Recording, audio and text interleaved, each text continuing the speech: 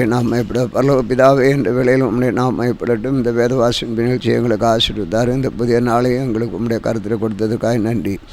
இயேசு கிறிஸ்துவ நாமத்தில் வேண்டிக் கொள்கிறோம் பிதாவே, ஆமென். அன்பினர்களே, இந்த வேதவாசிப்பு நிகழ்ச்சி மிகவும் உங்களுக்கு அற்புதமான ஒரு நிகழ்ச்சி. இதை நீங்கள் அற்பமாக நினைக்க வேண்டாம். பல நிகழ்ச்சிகளை உங்களுக்கு ஆடல் பாடல் பார்க்கும் பொழுது அதை கேட்பீர்கள். இதை நீங்கள் அலட்சியமாக விட்டு விடுவீர்கள். ஆனால் இதனுடைய மகிமை என்னவென்றால், அற்புதமும் அதிசயமும் அடைக்கலமும் இதிலிருந்து தான் புறப்பட்டு வருகிறது.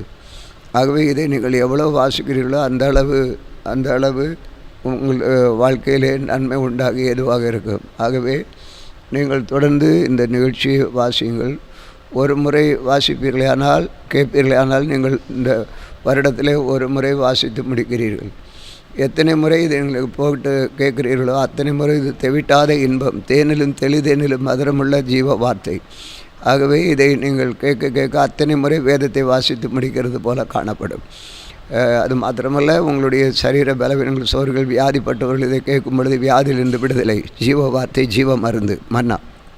வயது சென்ற நிலையிலும் தேவனுடைய வார்த்தைகள் கேட்டு சிலருக்கு வாசிக்க முடியாமல் கண் பார்வை இழந்திருக்கிற சூழ்நிலை, படிக்க முடியாத நிலையில் இருக்கிறவர்களுக்கு இந்த வார்த்தைகளை நீங்கள் போட்டு காமிப்பீர்கள். ஆனால் அவர்கள் அதை கேட்டு தேவ சமூகத்திலே சமாதானத்தோடு இளைப்பாறையது. ஆகவே இது மிகவும் ஆசீர்வாதம் ஒரு நிகழ்ச்சி. கர்த்தர் உங்களை ஆசீர்வதிப்பாராக. இந்த இன்றைக்கும் நான் வாசிக்க போகிற வேத பகுதி 2 சாமுவேலின் புத்தகம் 22ஆம் அதிகாரம். 2 சாமுவேல் 22ஆம் அதிகாரம். கர்த்தர் தாவீதை அவனுடைய எல்லா சத்துருக்களின் கைக்கும் சவுலின் கைக்கு நீங்களாக்கி விடுவித்த பொழுது அவன் கர்த்தருக்கு முன்பாக பாடின பாட்டு, கர்த்தர் என் கண்மலையும் என் கோட்டையும் என் ரட்சகருமானவர். தேவன் நான் நம்பியிருக்கிற துருக்கமும் என் கேடகமும் என் ரட்சணிய கொம்பும் என் உயர்ந்த அடைக்கலமும் என் புகலிடமும் என் ரட்சகருமானவர். என்னை வல்லடிக்கு நீங்களாக்கி ரட்சிக்கிறவர் அவரே. ஸ்துதிக்கு பாத்திரராகிய கர்த்தரை நோக்கி கூப்பிடுவேன். அதனால் என் சத்துருக்களுக்கு நீங்களாக்கி ரட்சிக்கப்படுவேன். மரண அலைகள் என்னை சூழ்ந்து கொண்டு துர்ச்சன பிரவாகம் என்னை பயப்படுத்தினது. பாதாள கட்டுகள் என்னை சூழ்ந்து கொண்டது. மரணக்கண்ணிகள் என் மேல் விழுந்தது. எனக்கு உண்டான நெருக்கத்திலே கர்த்தரை நோக்கி கூப்பிட்டு என் தேவனை நோக்கி அபயமிட்டேன். தமது ஆலயத்திலிருந்து என் சத்தத்தை கேட்டார். என் கூப்பிடுதல் அவர் செவிகளில் ஏறிட்டு. அப்பொழுது பூமி அசைந்து அதிர்ந்தது. அவர் கோபம் கொண்டபடியால் அவர் வானத்தின் அஸ்திபாரங்கள் குலுங்கி அசைந்தது. அவர் நாசிலிருந்து பட்சிக்கிற புகை எழும்பிட்டு அவர் வாயிலிருந்து அக்கினி புறப்பட்டு அதனால் தழல் மூண்டது. வானங்களை தாழ்த்தி இறங்கினார். அவர் பாதங்களின் நீர் காரில் இருந்தது. கேருவின் மேல் ஏறி வேகமாய் சென்றார். காற்றின் செட்டைகளின் மேல் தரிசனமானார். ஆகாயத்து மேகங்களிலே கூடி தண்ணீர்களின் இருளை தம்மை சுற்றியிருக்கும் இடங்கள் கூடாரமாக்கினார். அவருடைய சந்ததி பிரகாசத்தினால் நெருப்பு தழலும் எரிந்தது. கர்த்தர் வானத்திலிருந்து குமரி உன்னதமானவர் தமது சத்தத்தை துணிக்க பண்ணினார். அவர் அம்புகளை எய்து அவர்களை சிதறடித்து மின்னல்களை பிரயோகித்து அவர்களை கலங்க பண்ணினார். கர்த்தருடைய கண்டிதத்தினாலும் அவருடைய நாசின் சுவாச காற்றினாலும் சமுத்திரத்தின் மதகள் திறவுண்டு பூதளத்தின் அஸ்திவாரங்கள் காணப்பட்டது. உயரத்திலிருந்து அவர் கை நீட்டி என்னை பிடித்து ஜலப்பிரவாகத்திலிருந்து என்னை தூக்கிவிட்டார். என்னிலும் பலவான்கள் இருந்த என் பலத்த சத்துருக்கு என் பகைஞருக்கும் என்னை விடுவிட்டார். என் ஆபத்து நாளிலே எனக்கு எதிர்த்து வந்தார்கள். கர்த்தரோ எனக்கு ஆதரவாக இருந்தார். என் மேல் அவர் பிரியமாக இருந்தபடியால் விசாலமான இடத்திலே என்னை கொண்டு வந்து என்னை தப்புவிட்டார். கர்த்தர் என் நீதிக்கு தக்கதாக எனக்கு பதிலளித்தார். என் கையின் சுத்தத்திற்கு தக்கதாக எனக்கு சரி கட்டினார். கர்த்தருடைய வழிகளை காத்து கொண்டு வந்தேன். நான் என் தேவனுக்கு துரோகம் பண்ணினதில்லை. அவருடைய நியாயங்களை எல்லாம் எனக்கு முன்பாக நிறுத்தினேன். நான் அவருடைய பிரமாணங்களை விட்டு விலகாமல் அவர் முன்பாக மன உண்மையாக இருந்து என் துர்க்குணத்திற்கு என்னை விலக்கி காத்து கொண்டேன். ஆகையால் கர்த்தர் என் நீதிக்கு தக்கதாகவும் நம்முடைய கண்களுக்கு முன் இருக்கிற என் சுத்தத்திற்கு தக்கதாகவும் எனக்கு பலனளித்தார்.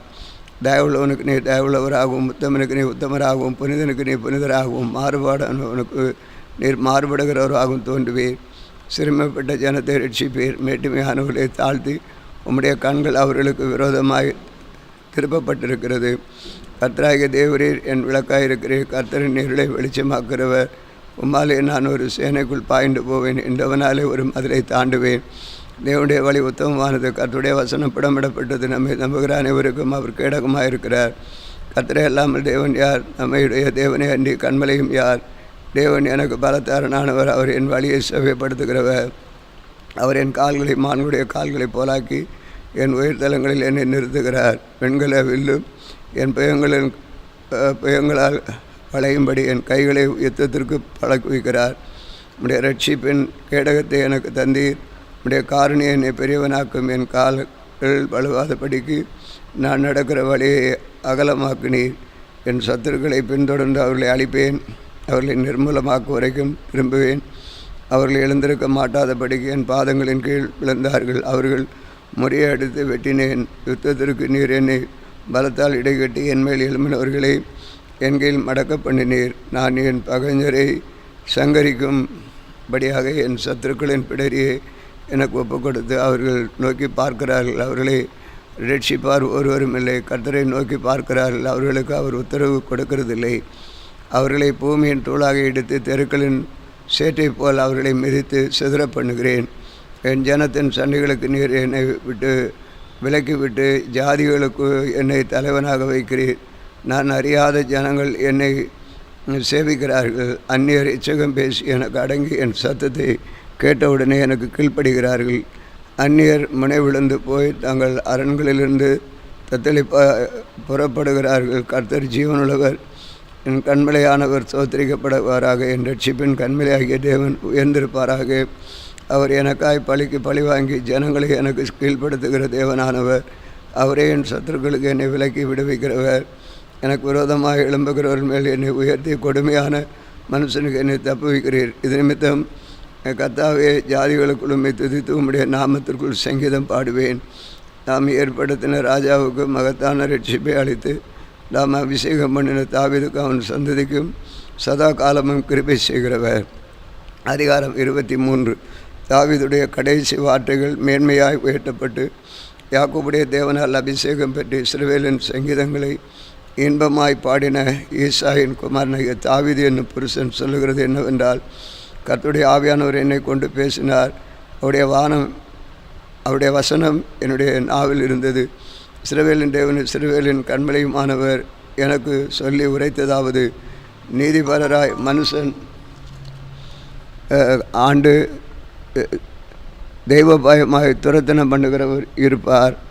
அவர் காலையில் மந்தாரம் இல்லாமல் உதித்து மழைக்கு பிற்பாடு தன் கரத்தினால் புல்லை பூமியிலிருந்து முளைக்க பண்ணுகிற சூரியனுடைய விடிய கால வெளிச்சத்தை போல இருப்பார் என்றார். என்னுடைய வீடு தேவனிடத்தில் இப்படி இராதோ? சகலமும் திட்டம் பண்ண இருக்கிற நிச்சயமான நித்திய உடன்படிக்கை என்னுடன் அவர் செய்திருக்கிறார். அதனால் என்னுடைய எல்லா ரட்சிப்பும் எல்லா வாஞ்சியும் வளர்ந்தோங்க செய்யாரோ?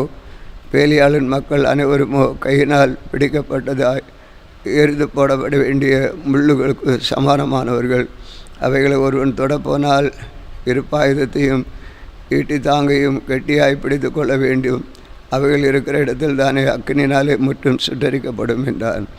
தாவீது இருந்த பராக்கிரமசாலிகளின் நாமங்களாவன, தக்க மேனியின் குமாரனாகிய யோசேப்பு செபத் என்பவன் சேர்வைக்காரரின் தலைவன். இவன் 800 பேர்களின் மேல் விழுந்து அவர்களை ஒருமைக்க வெட்டி போட்டான். அதீனோ எண்ணி ஊரானவன். இவனுக்கு 2வது அகோயின் குமாரன் தோதோவின் மகன் எலியேசர் என்பவன். இவன் பெலிஸ்தர் யுத்தத்திற்கு கூடின ஸ்தலத்திலே இஸ்ரவேல் மனுஷர் போகையில் தாவீதோடு இருந்து பெலிஸ்தரை நிந்தித்த 3 பராக்கிரமசாலி ஒருவனாயிருந்தான். இவன் எழும்பி தன் கை செலுத்து தன் கை பட்டயத்தோடு ஒட்டி கொள்ளும் மட்டும் பெலிஸ்தர் வெட்டினான். அன்றைய தினம் கர்த்தர் பெரிய ரட்சிப்பை நடப்பித்தார். ஜனங்கள் கொள்ளையிடம் மாத்திரம் அவனை பின் சென்றார்கள். இவனுக்கு 3வது ஆகையின் குமாரனாகிய சம்மா என்னும் ஆசாரியன் சிறுவயது நிறைந்து வயலிருந்த இடத்திலே பெலிஸ்தர் ஏராளமாய் கூடி ஜனங்கள் பெலிஸ்தரை கண்டு ஓடுகிற பொழுது இவன் அந்த நிலத்தின் நடுவிலே நின்று அதை காப்பாற்றி பெலிஸ்தரை மடங்கடித்து போட்டார். அதனால் கர்த்தர் பெரிய ரட்சிப்பை நடப்பித்தார். 30 தலைவர்களுக்குள்ளே இந்த 3 பேரும் அறுப்பு நாளிலே அதெல்லாம் கவியிலே தாவீதினிடத்தில் போயிருந்தார்கள். பெலிஸ்தரின் தண்டு செப்பாயும் பள்ளத்தாக்கிலே பாளையம் இறங்கின போது தாவீது அரணான ஒரு இடத்துல இருந்தான். அப்பொழுது பெலிஸ்தரின் தானியம் பெத்லகேமிலே இருந்தது. தாவீது பெத்லகேமின் ஒலிவ வாசல் இருக்கிற கிணற்றின் தண்ணீரின் மேல் ஆவல் கொண்டு என் தாகத்திற்கு கொஞ்சம் தண்ணீர் கொண்டு வருகிறவன் யார் என்றான். அப்பொழுது இந்த 3 பராக்கிரமசாலிகளும் பெலிஸ்தரும் பாளையத்தில் துணிந்து புகுந்து போய் பெத்தோகையின் ஒலிவ மாசில் இருக்கிற கிணற்றிலே தண்ணீர் மொண்டு தாவனிடத்தில் கொண்டு வந்தார்கள். ஆனாலும் அவர் அதை குடிக்க மனதில்லாமல் அதை கர்த்தருக்கென்று ஊற்றி போட்டு, கர்த்தாவை தங்கள் பிராணனை எண்ணாமல் போய் வந்த அந்த மனுஷன் இரத்தத்தை குடிக்கும் செயல் எனக்கு தூரமாக இருப்பதாக என்று சொல்லி அதை குடிக்க மனதில் இருந்தான். இப்படி இந்த 3 பராக்கிரமசாலிகளும் செய்தார்கள். யோவாபின் சகோதரனும் செருபாயின் குமாரனுமான அபிசாய் என்பவன் அந்த 3 பேரில் பிரதானமானவன். அவன் தன் ஈட்டியை ஓங்கி 300 பேரை மடங்கெடுத்ததினால் இந்த 3 பேர்கள் பெயர் பெற்றவனானான். இந்த 3 பேர்களில் அவன் மேன்மை உள்ளவனாக இருந்ததினால் அவர்கள் தலைவனானான். ஆனாலும் அந்த முந்தின 3 பேருக்கு அவன் சமமானவன் அல்ல. பராக்கிரமசாலியாய் யோய்தாவின் குமாரனாலும் கப்சேயேல் ஊரானுமாகிய பெனாயாவும் செய்கைகளில் வல்லவனாயிருந்தான். அவன் மோவாப் தேசத்தில் 2 வலிமையான சிங்கங்களின் கொன்றதுமல்லாமல் உறைந்த மழை காலத்தில் அவன் இறங்கி போய் ஒரு கெபிக்குள்ளிருந்து ஒரு சிங்கத்தையும் கொண்டு போட்டான். அவன் பயங்கர ரூபமான ஒரு எகிப்தியனையும் கொண்டு போட்டான். அந்த எகிப்தியன் கையில் ஒரு ஈட்டி இருக்கையில் இவன் ஒரு தடியை பிடித்து அவனிடத்தில் போய் அந்த எகிப்தியன் கையில் இருந்த ஈட்டியை பறித்து அவன் ஈட்டினாலே அவனை கொண்டு போட்டான். இவைகளை யோய்தாவின் குமாரனாகிய பெனாயா செய்தபடினால் 3 பராக்கிரமசாலிகளை பெயர் பெற்றவனாயிருந்தான். 30 பேரில் இவன் மேன்மை உள்ளவன். ஆனாலும் அந்த முந்தின 3 பேருக்கும் இவன் சமானமானவன் அல்ல. இவனை தாவீது தன்மையாகவே எனக்கு தலைவனாக வைத்தான். யோவாபின் தம்பி ஆசகேல் மற்ற 30 பேரில் ஒருவன். அவர்கள் யாரெனில் பெத்லகேம் ஊரானாகிய சோதோமின் குமாரன் எல்கானான், ஆரோதினான சம்மா, ஆரோதினான எலிகா, கல்தியனாகிய எலேஸ், யுகேஷன் குமாரனாகிய ஈரா என்னும் தெக்கோவின் ஆனதோத்தியனாகிய அபியேசர், ஊராத்தியனாகிய மெயுனாயி, ஆகோயனாகிய சால்மன், நெதோபியனாகிய மாகாயி, பானாவின் குமாரனாகிய ஏலே என்னும் நெதோபாத்தின் பென்யமின் புத்திரனின் கிபியா ஊரானாகிய ரிபாயின் குமார் நித்தாயி, பித்தோனியனாகிய பெனாயா, தாகாஸ், நீரோடைகளின் தேசத்தானாகிய ஈதாயி, அர்பாத்தியனாகிய அபியாஸ்பன், பார்மனாகிய அஸ்மாவேத், சால்வேனாகிய எலியூபா, ஆர்சேனின் குமாரில் யோனத்தான் என்பவன், ஆசாரியன் சம்மா, சாரூன் குமாரனாகிய அகிபாம் என்னும் ஆசாரியன், மகாத்தினான குமாரனாகிய அகஸ்பியான் மகன் எலிபலத், கிலோட்டியன் ஆகிய அகிட்டோபேலின் குமாரன் எலியாம் என்பவன், கர்மேலியனாகிய எஸ்ராயி, அர்வியனாகிய பாராயி, சோபா, ஊரானாகிய தாத்தானின் குமாரன் ஈகால், காதியனாகிய பானி, அமீனனாகிய சோலேக், செரியாவின் குமாரனாகிய யோபாவின் ஆயுததாரியான பிரத்தியனாகிய நாகராய், இத்திரியனாகிய ஈரா, இத்திரியனாகிய காரேப், ஏத்தியனாகிய உரியா என்பவர்களே ஆகார் 37 பேர். அதிகாரம் 24. கர்த்தருடைய கோபம் திரும்ப இஸ்ரவேலின் மேல் மூண்டது. இஸ்ரவேல் யூதா என்பவர்களை இலக்கம் பார் என்று அவர்களுக்கு விரோதமாய் சொல்லுகிறதற்கு தாவீது ஏவப்பட்டான். அப்படியே ராஜா தன்னோடு இருக்கிற சேனாதிபதியாக யோவாபை பார்த்து, ஜனங்கள் இலக்கத்தை நான் அறியும்படிக்கு நீ தான் முதல் பெயர் சபா மட்டுமுள்ள இஸ்ரவேலின் கோத்திரம் எங்கும் சுற்றித்திருந்து ஜனங்களை தொகையிடுங்கள் என்றான். அப்பொழுது யோவாப் ராஜாவை பார்த்து, ராஜாவை என் ஆண்டவருடைய கண்கள் காணும்படி உம்முடைய தேவனாகிய கர்த்தர் ஜனங்களை இப்பொழுது இருக்கிறதை பார்க்கல் 100 மடங்கு அதிகமாக வர்த்திக்க பண்ணுவாராக. ஆனாலும் என் ஆண்டவனாகிய ராஜா இந்த காரியத்தை விரும்புகிறது என்ன என்றான். ஆகலும் யோவாவும் இராணுவ தலைவனும் சொன்ன வார்த்தை சொல்லாதபடிக்கு ராஜாவின் வார்த்தை பலத்தது. அவன் இஸ்ரவேல் ஜனங்களை தொகையிட போகும். இராணுவ தலைவர் ராஜாவை விட்டு புறப்பட்டு போய் யோர்தானை கடந்து காத் என்னும் ஆறுகளின் நடுவே இருக்கிற பட்டணத்திற்கு வலதுபுறமான ஆரோவேரிலும் யாசீரிடத்திலும் பாளையம் இறங்கி அங்கே இருந்து கீலேயாத்திற்கும் தாதியும் ஓத்சிக்கு போய் அங்கே இருந்து தானியத்துக்கும் சீதோனின் சுற்றுப்புறங்களிலும் போய் பிற்பாடு தீரு என்னும் கோட்டைக்கும் எலிபார் கானானுடைய சகல பட்டணங்களுக்கும் போய் அங்கிருந்து யூதாவின் தென்புறமான பெயர் சபாவுக்கு போய் இப்படி தேசம் எங்கும் சுற்றித்திருந்து 9 மாதமும் 20 நாளும் ஆன பிற்பாடு எருசலேமுக்கு வந்தார்கள். யோவாப் ஜனத்தை இலக்கம் பார்த்து தொகையை ராஜாவுக்கு கொடுத்தான். இஸ்ரவேலிலே பட்டயம் உருவத்தக்க யுத்த சேவகர் 8 லட்சம் பேர் இருந்தார்கள். யூதா மனுஷர் 5 லட்சம் பேர் இருந்தார்கள். இவ்விதமாக ஜனங்களை எண்ணி பின்பு ராஜாவின் இருதயம் அவனை வாதித்தது. அப்பொழுது தாவீது கர்த்தரை நோக்கி, நான் இப்படி செய்ததினாலே பெரிய பாவம் செய்தேன். இப்போதும் ஆண்டவரை உமது அடியாரின் அக்கிரமத்தை நீக்கிவிடும், என் மகா புத்தீனமாய் செய்தேன் என்றார். தாவீது காலம் எழுந்திருந்த பொழுது தாவீது ஞானதரிசிக்காரனாக காத்தென்னும் தீர்க்கதரிசி கர்த்தருடைய வார்த்தை உண்டாகி சொன்னது, நீ தாவீதிடத்தில் போய் 3 காரியங்களை உனக்கு முன்பாக வைக்கிறேன், அவைகளில் ஒரு காரியத்தை தெரிந்து கொள், அதை நான் உனக்கு செய்வேன் என்று கர்த்தர் உரைக்கிறார் என்று சொல் என்றார். அப்படியே தாவீதிடத்தில் வந்து அவனை நோக்கி, உம்முடைய தேசத்தில் 7 வருஷம் பஞ்சம் வர வேண்டுமோ, அல்லது 3 மாதம் உம்முடைய சத்துருக்கள் உம்முடைய பின்தொடர நீர் அவர்களுக்கு முன்பாக ஓடிப்போக வேண்டுமோ, அல்லது உம்முடைய தேசத்திலே 3 நாள் கொள்ளை நோய் உண்டாக வேண்டுமோ, இப்பொழுதும் என்னை அனுப்பினவருக்கு நான் என்ன மறுஉத்தரவு கொண்டு போக வேண்டும் என்பதை நீ யோசித்து பாரும் என்று சொன்னான். அப்பொழுது தாவீது காத்தை நோக்கி, கொடிய இடுக்கணில் அகப்பட்டிருக்கிறேன், இப்பொழுது நாம் கர்த்தருடைய கையில் விழுவமாக, அவருடைய இரக்கங்களுக்கு மகா பெரியது, மனுஷர் கையில் விழுகாதிருப்பவனாக என்றார். இப்பொழுது கர்த்தர் இஸ்ரவேலின் அன்று காலமே தொடங்கி குறித்த காலம் வரைக்கும் கொள்ளை நோவை வரப்பண்ணினார். அதனால் தான் முதல் பெயர் சபா மட்டுமுள்ள ஜனங்களில் 70,000 பேர் செத்து போனார்கள். தேவதூதன் எருசலேமை அழிக்க தன் கையை அதன் மேல் நீட்டின பொழுது கர்த்தர் அந்த தீங்கை மனசாகப்பட்டு ஜனங்களை சங்கரிக்கிற தூதனை நோக்கி, போதும், இப்பொழுது உன் கையை நிறுத்தி என்றார். அந்த வேளையில் கர்த்தருடைய தூதன் எபூசின அர்னாவின் போரடிக்கிற களத்தோடு இருந்தன. ஜனத்தை உபாதிக்கிற தூதனை தாவீது கண்ட பொழுது அவன் கர்த்தரை நோக்கி, இதோ நான் தான் பாவம் செய்தேன், நான் தான் அக்கிரமம் பண்ணினேன், இந்த ஆடுகள் என்ன செய்து உம்முடைய கை என் தகப்பன் வீட்டுக்கு விரோதமாக இருப்பதாக என்று விண்ணப்பம் பண்ணினான்.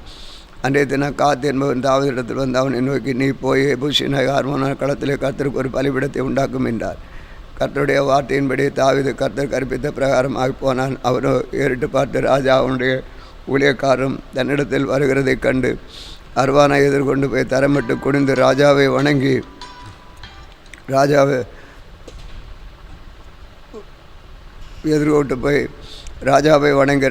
என் ஆண்டவரே தமது அடியானிடத்தில் வருகிற காரியம் என்ன என்று கேட்டதற்கு தாவீது வாதை ஜனத்தை நிறுத்தப்பட கர்த்தருக்கு ஒரு பலிபீடத்தை கட்டும்படி இந்த கனத்தை உன் கையிலே கொள்ள வந்தேன் என்றான்.